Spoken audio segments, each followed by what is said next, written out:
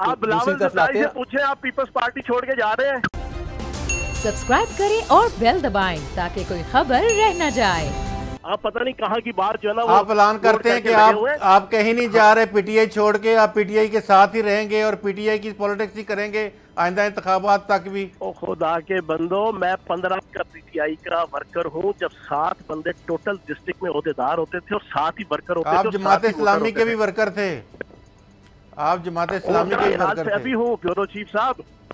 ये फजूल की दाएं बाएं का कोड करके जो ना इस किस्म की जना आइंदा किसी के मुतालिक भी ना करना। अच्छा और अपनी इन्फॉर्मेशन ठीक रखो ना हो तो फिर हम जैसे जो है ना कुछ लोगों को जो मार्केट के अंदर इन्फॉर्मेशन रखते हैं उनसे पहले डिस्कशन कर दिया करो। चले चौहान साहब, इसीलिए आपसे पूछ रहे हैं, आप कह रहे हैं कहीं नहीं जा रहे, तहरीक इंसाफ से आप कहीं नहीं जा रहे। चले मुझे ये बताएं, ये सवाल पूछना ही मैं ये समझता हूँ इंसल्ट है।